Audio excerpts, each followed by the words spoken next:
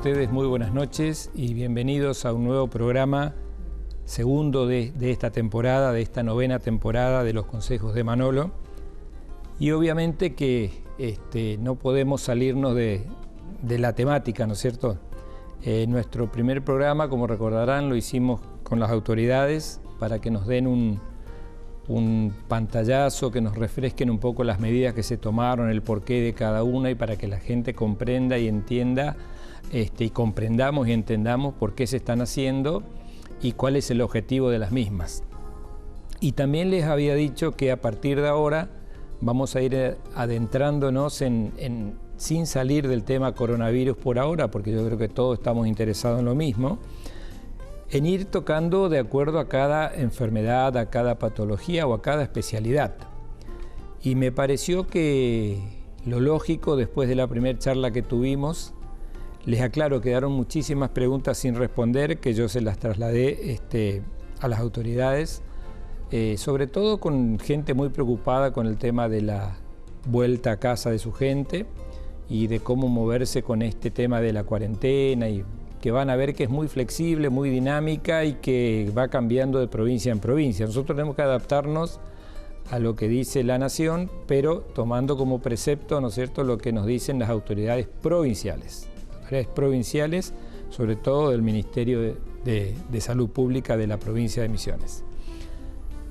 Bueno, y como yo sé, desde que ayer empezamos a publicar, hubieron mucha gente que se conectó ya con nosotros, empezó a comunicarse, y como es un tema que va a estar en el tintero por un tiempo, Hoy estamos empezando a tomar real dimensión de que esto como que se está acercando, ¿no es cierto? Uno ve las noticias a nivel nacional, en la medida en que se van liberando las cuarentenas o determinados sectores, van apareciendo también nuevos casos, se empiezan a testear a más gente, lo cual no debe traernos más preocupación, sino más bien estar alertas, no alarmarnos, pero estar alertas. Y yo creo que una de las especialidades por las cuales va a pasar gran parte de la problemática va a ser por el tema de las futuras mamás, las que hoy están embarazadas. Y aquí vamos a hacer una aclaración, ¿no es cierto? Podemos hablar de la que está planificando o del matrimonio que está planificando un embarazo, de la mujer que empezó a cursar un embarazo reciente, del que lo está llevando ya hace unos meses, antes que empiece esta pandemia, y del que lo está finalizando y probablemente tenga su bebé mañana, pasado o la semana que viene. Entonces, un poco sobre eso va a versar un poco el programa de hoy. Y también, si nos queda tiempo, obviamente que vamos a hablar de también algo que está...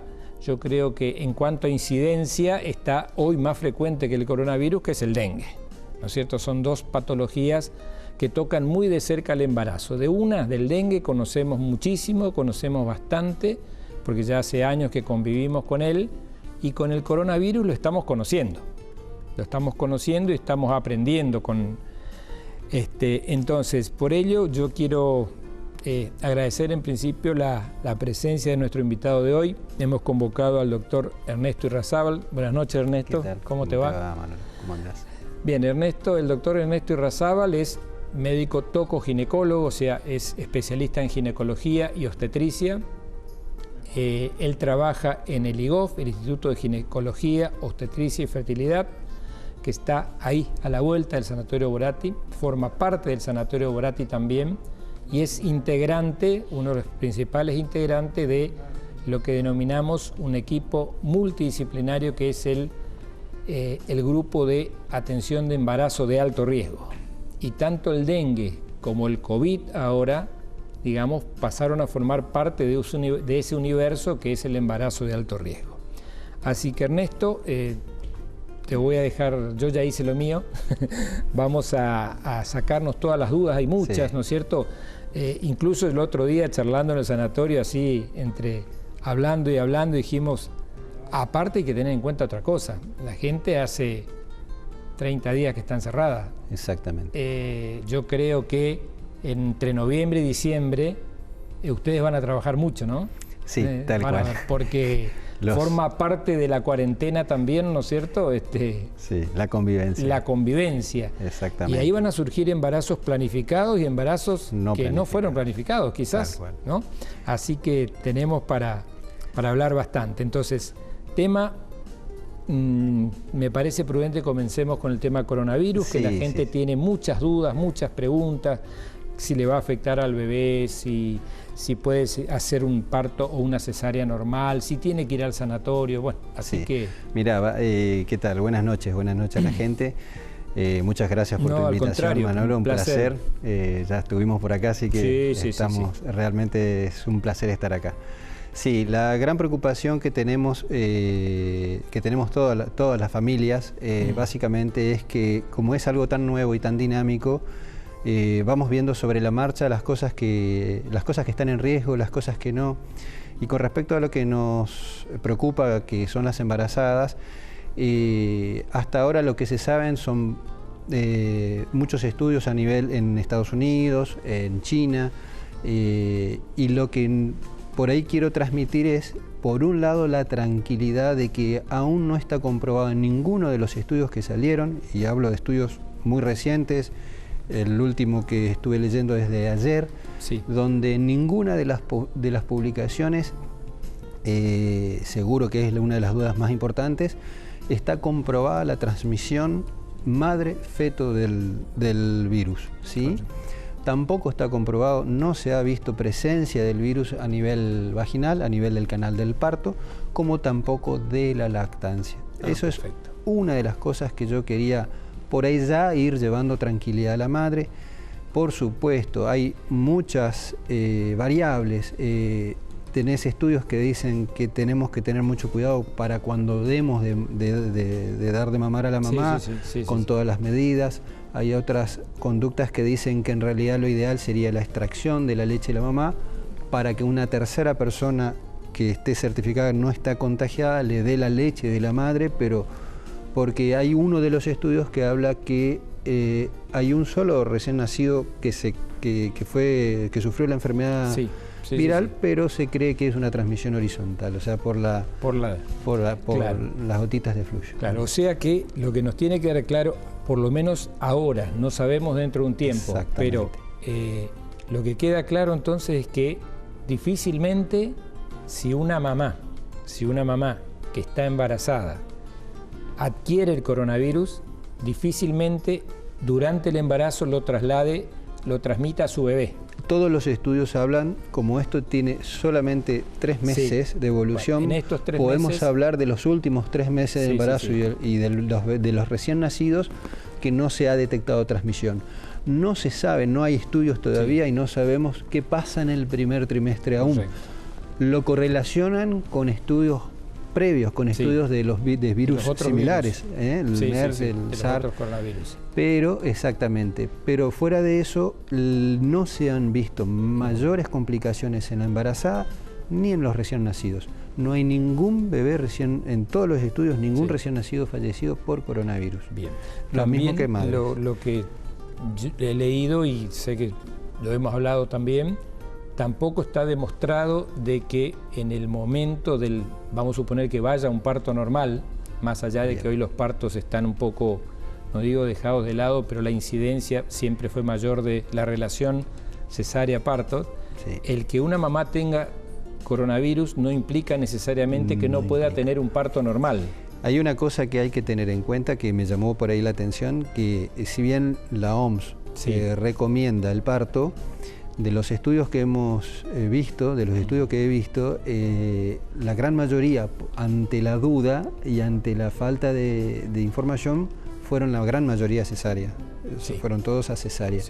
Pero al empezar a verse esta información de que no se ha visto en ninguno, ha cambiado la recomendación. O sea, ya ahora la OMS recomienda que no hay evidencia de que se tenga que hacer un parto por cesárea, sabiendo que no hay complicaciones. Digamos. Incluso estuve leyendo protocolos de institutos importantes como el Austral, por ejemplo, que bueno, sabemos la magnitud y las características del Austral. Ellos tienen incluso la mamá la mamá que no tiene coronavirus, ¿no es cierto? Que no tiene coronavirus o que por lo menos no tiene diagnóstico, va a un parto normal, como cualquier otro, inclusive acompañado por su esposo, por la persona que elija, y sigue todo por carriles normales. Claro, los protocolos para coronavirus en una mujer embarazada no varían de cualquier persona que no esté embarazada. No varían en lo absoluto. Lo único que sí, que en las pacientes que tengan coronavirus con un buen estado, asintomáticas o solamente con un cuadro leve, puedan ir a parto si es que el cuadro clínico, si la paciente no tiene problemas para respirar, no tiene fiebre intensa, puede ir a parto. O sea, y los únicos recados son los que tenemos con cualquier persona de coronavirus. O sea, el equipo completo, el aislamiento, mantener todas las medidas de seguridad para que el personal de salud no se infecte. Es importante porque estaba viendo incluso entre las preguntas, eso lo vamos a aclarar bien hoy, lo vamos a aclarar bien hoy porque antes que termine el programa les vamos a dedicar unos minutos porque la gente cree que, digamos, le tiene que quedar bien claro de que en nuestro caso, por ejemplo, el lugar donde nosotros trabajamos, están bien separados los roles, ¿no es cierto? Podríamos decir que conviven dos sanatorios, ¿no es cierto? Un sanatorio que sigue trabajando y atendiendo a la patología de todos los años, a la patología cardíaca, traumatismos, cirugías, problemas abdominales, y otra parte del sanatorio que está prácticamente bloqueada y blindada para atender a pacientes con coronavirus e incluso a embarazadas con coronavirus, que después vamos a explicar cuál es el circuito. Exactamente. ¿No es cierto? Bueno, una de las preguntas que se deben hacer las pacientes es, bueno, ¿yo qué hago? ¿A dónde voy? ¿Cómo hago? Si estoy sospechando, empecé con tos seca, dolor de garganta, empecé con fiebre, cefalea.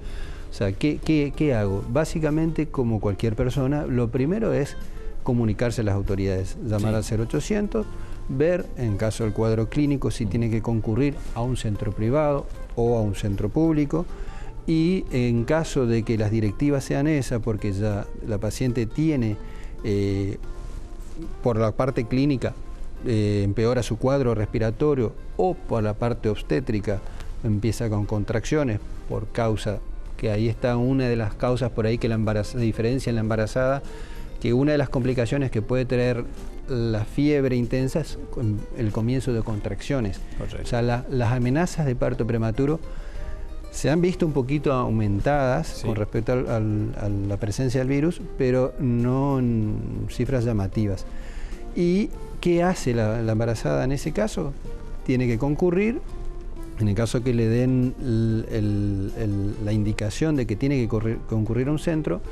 En el caso del sanatorio Borati existe el triage al ingreso de la guardia, y el triage al tomar la temperatura la van a direccionar hacia el sector específico para COVID, donde se le va a atender un clínico y le va a atender su médico de cabecera, pero ya con las medidas que corresponde de aislamiento y todo. Donde ahí se va a decidir si ella puede volver a su domicilio a hacer la cuarentena con el soporte vía telefónica que corresponde para ver cómo evoluciona el cuadro, o quedará internada en el sector que está, como vos dijiste, que lo vamos específico para el COVID. Luego lo vamos a repasar bien, ¿no es cierto? Ahora, yo te pregunto lo siguiente, vamos a diferenciar, a ver si podemos hacer digamos, una comparación en lo que es el control de la embarazada en épocas normales, ¿no es cierto? Yo tengo a una paciente, a una señora que sospecha que está embarazada, va, ¿y qué es lo primero que se hace? Un EVA-test, ¿no es cierto? Exactamente. De ahí, bueno, supone que está embarazada y ya se conecta con el obstetra. En tiempos normales, en épocas normales, eso tiene un correlato y tiene un seguimiento. Un número de consultas. Exactamente. Eso como que todos lo conocemos, ¿no es cierto? Que tiene una consulta mensual, que tiene un determinado número de ecografías. Ahora, si eso lo trasladamos, vamos a suponer que a vos, mañana, pasado, te llega una paciente, primer bebé, se entera que está embarazada porque tuvo un atraso menstrual y bueno, y quiere comenzar la atención de tu embarazo. ¿Cuál sería, si esto continúa así, como parece que va a seguir por un tiempo, cuál sería, digamos, la dinámica o de cómo se controla un embarazo hoy en época de coronavirus? Bien, bueno, el control prenatal normal básicamente ahora va a quedar bastante relegado en el sentido de cómo vamos a ir espaciando las consultas. Sí. Como siempre, acá lo más importante es que en una paciente sin comorbilidades, ¿qué significa? Que es una paciente que no tiene ninguna enfermedad sobreagregada, sí, no es hipertensa, no es diabética, no tiene antecedentes patológicos. Lo ideal sería que se quede en su casa, que concurra para un primer control donde se le pide los primeros estudios, sí, y a partir de ahí ver la posibilidad de que no le falte lo fundamental y lo básico en el control de embarazo hasta que esto se regularice o se normalice. Como exageradamente te podría decir que lo fundamental serían 3 visitas en el transcurso de esta época, que es el primer trimestre, para que se haga el screening y el laboratorio del primer trimestre. Con respecto a eso, los estudios no los puede enviar, sí, así que no necesita traerme los estudios. Exacto. Evitamos ahí una salida. Otra consulta en el segundo trimestre como para ver el siguiente screening de prenatal más el resto de los estudios, y una tercera visita ya como para programar y culminar la gestación, cómo lo va a hacer y todo. Sí. Estamos hablando en un tiempo de 9 meses, por lo tanto yo creo que es lo máximo que podemos restringir un control prenatal. Sí. Eso siempre hablando de un embarazo de bajo riesgo. Una paciente embarazada planificó su embarazo. O sea que en un embarazo de bajo riesgo, planificado, en una mujer sana, joven, en edad en una edad oportuna, digamos, estamos hablando de 3 ecografías en el embarazo. Claro. 3. Ahora, yo lo que siempre digo es, sí, con 3 ecografías uno puede llegar a, son los datos suficientes para detectar si puede llegar a aparecer una patología no durante el embarazo. Sí. Se puede agregar una más, que es el ecocardio fetal, que si bien es un screening, pero es importante. Bueno, tenemos otra manera de saberlo si no detectamos el bebé que tenga alguna cardiopatía, pero hay una cosa que hay que tener, que yo siempre digo, hay que ser prácticos. Vamos a restringir a la embarazada que vaya solamente a controlarse 4 veces, pero me sale al supermercado 2 veces a la semana, 3 veces a la semana. Entonces, la practicidad de no controlarse el embarazo se pierde, o el sacrificio, o el riesgo que uno asume al controlar lo mínimo indispensable un embarazo se pierde si tenemos las salidas recurrentes y reiteradas, ¿no? Entonces, en ese caso, sería poco práctico. Y con respecto a en la paciente de alto riesgo, o aquella que tiene comorbilidades o tuvo una hipertensión en el embarazo previo, tiene obesidad o es hipertensa, sí, probablemente tengamos que aumentar igual las consultas, porque nosotros en esas patologías tenemos que detectar precozmente las complicaciones, ¿sí? Tratarlas de otra manera, indicarla, medicarla.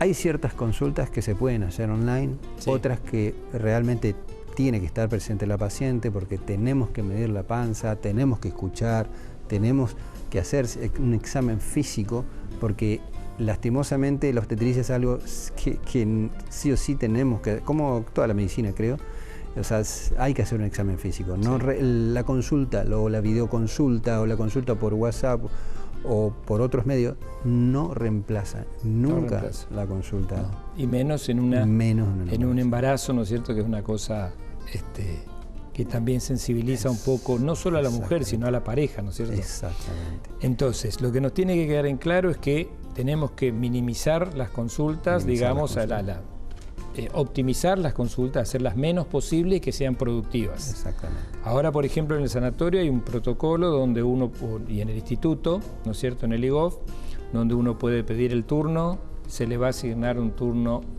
determinado día y a determinada hora, se le pide que cumplan los horarios, porque los turnos se dan cada media hora, ¿no es cierto? La idea es que no haya mucha gente en la sala de espera, que sea una atención personalizada, que salga una y haya 5 minutos para ventilar incluso el consultorio, entre otras. Que no es necesario ir una vez al mes, ahora no, que uno puede comunicarse, que existe una guardia a las 24 horas para sacarse las consultas en lo que es las dudas, en lo que es el aspecto de la especialidad. Y también hay otro sistema que es para este tipo de enfermedades que estamos hablando, que es específicamente el coronavirus, ¿no es cierto? Entonces, vamos a suponer, si tenemos una paciente que viene cursando un embarazo, una persona sana, una mujer joven, en edad fértil, que está cursando bien su embarazo, que se hizo los 3 o 4 controles, que se hizo las ecografías y los screening. Los screening son los rastreos de determinadas enfermedades, la serología, que se puso las vacunas, ¿no es cierto?, en el tiempo correcto, y llega al momento del nacimiento, ya sea un parto o sea una cesárea programada. Esa persona, si está bien al momento de producirse el evento, ¿no es cierto?, si no está engripada, no tiene fiebre, no tiene tos, no le duele la garganta, no tiene ninguno de los síntomas que la transforman en un paciente sospechoso de coronavirus, ese paciente va a ingresar al sanatorio sin ningún problema, como ingresó siempre. Simplemente se va a realizar un triage, o sea, un control al ingreso al sanatorio, donde se le va a tomar la temperatura. Si no tiene fiebre, va a pasar tranquilamente, se le van a hacer esas preguntas de si tuvo tos, si tuvo catarro, si tiene dificultad para respirar, y va a ir tranquilamente a su habitación, ¿no es cierto? Totalmente. No va a estar en contacto con personas con coronavirus, va a ser recibido por personal que está adecuadamente vestido, va a ir a la sala de partos o al quirófano que está preparado para un nacimiento normal. Sí. En caso de que estemos hablando de una paciente en la cual se haya confirmado, ¿no es cierto?, el tema de coronavirus, que tenga la enfermedad, lo que va a cambiar es un poco el protocolo. Lo que va a cambiar es activarse un protocolo que la va a llevar por un sendero distinto, digamos, del mismo sanatorio.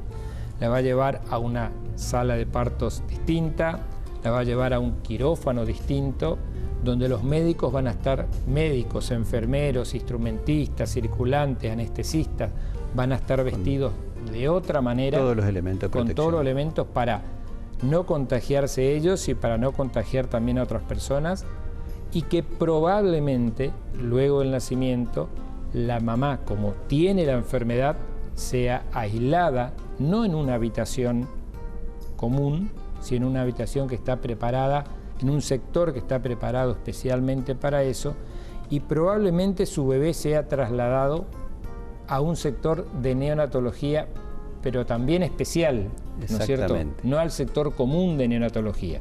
Exactamente. Más allá de que no tenga la enfermedad, justamente es porque el bebé seguramente, si la mamá tiene la enfermedad, el bebé probablemente nazca sin la enfermedad. Exactamente. Pero el contacto, o sea, la mamá no le va a contagiar ni a través de la placenta, al menos por ahora, es lo que se sabe, sí, ni en el momento del nacimiento, ni al darle la teta. Exactamente. Pero sí puede contagiarle al respirarle encima, al toserle encima, al hablarle.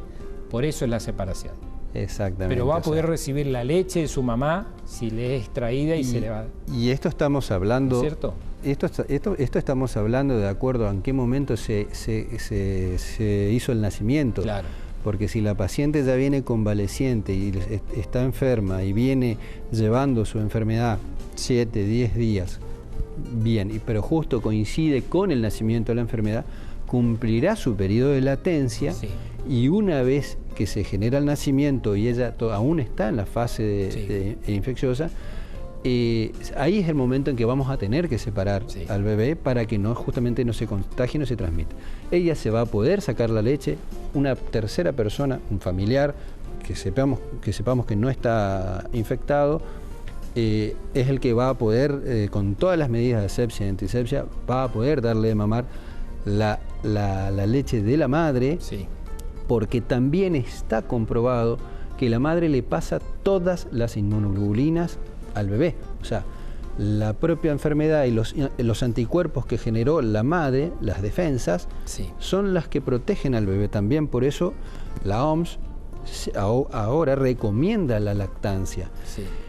Si la madre pasó su periodo infeccioso, ya está convaleciente, y se le hace las pruebas necesarias para detectar que ella ya está inmune, ya puede darle, con todos los recaudos también, al recién nacido de su propia teta, digamos. Sí, sí, sí. ¿Sí? Con todas las medidas, ¿sí? Así que básicamente eso es cuestión de insistir mucho en la preparación de la lactancia, en que en caso que se produzca el nacimiento en esa etapa, la paciente no pierda la lactancia, se haga una buena extracción.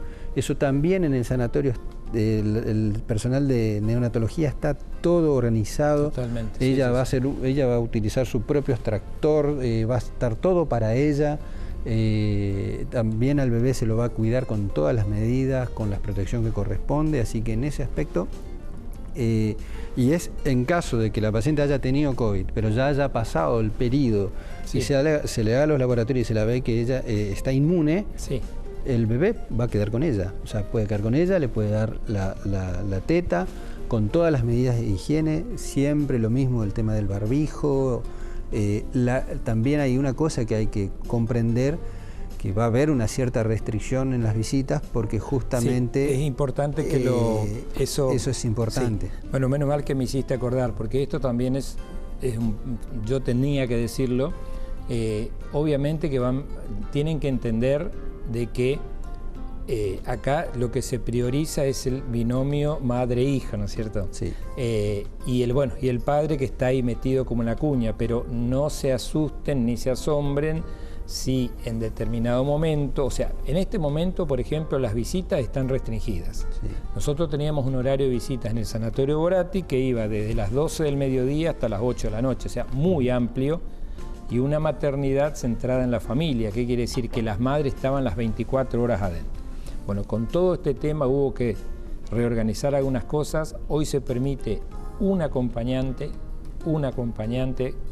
por paciente, y se trata en lo posible de que sea siempre la misma persona, no que suba uno, esté 2 horas y que se vaya haciendo un recambio, máximo 2, en algún caso especial. Y también esa persona que va a ingresar a acompañar a la madre, ¿no es cierto?, que sabemos que es un momento muy especial, lo que se está, digamos, esa mujer también está siendo testeada. O sea, el acompañante va a tener que someterse, digamos, a tomarse la temperatura, a contestar a estas preguntas, a llenar una declaración jurada, que es molesta, pero que, digamos, va en salvaguarda del binomio madre e hija. Sí. Y también lo que se está reviendo ahora, nosotros por norma tenemos que ningún bebé, ninguna mamá se vaya antes de las 48 horas del sanatorio, por una cuestión de seguridad de ambos. Eso también ahora está en revisión, porque en caso de que vaya todo muy bien, y si es un parto normal, se está tratando de ver la posibilidad de que pueda ser dada de alta a las 24 horas con los recaudos necesarios para evitar la permanencia en el que esté en su casa, digamos, sobre todo. Bueno, Ernesto, 10 menos 25, se nos fue 5 minutos. Bueno, yo quería comentarles que, bueno, vamos a aprovechar que está el doctor Irrazábal, que es especialista y trabaja en este tema de embarazo de alto riesgo. Antes el embarazo de alto riesgo, bueno, el dengue, la toxo, el Chagas, y ahora se agregó el coronavirus, ¿no es cierto? La placenta ácreta. Sí. ¿Cuántas placentas ácretas llevamos operadas? 64, 65. Bueno, es tremendo, muchas, ¿no?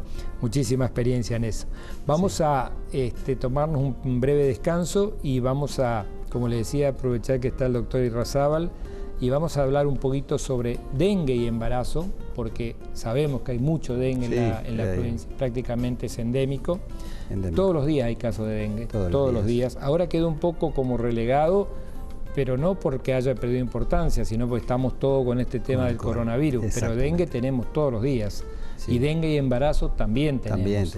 Entonces vamos a hablar un poco de eso y seguramente después vamos a redondear un poquito con las preguntas, con la participación de ustedes, que veo que hay bastante. Así que no se vayan, en un par de minutos volvemos.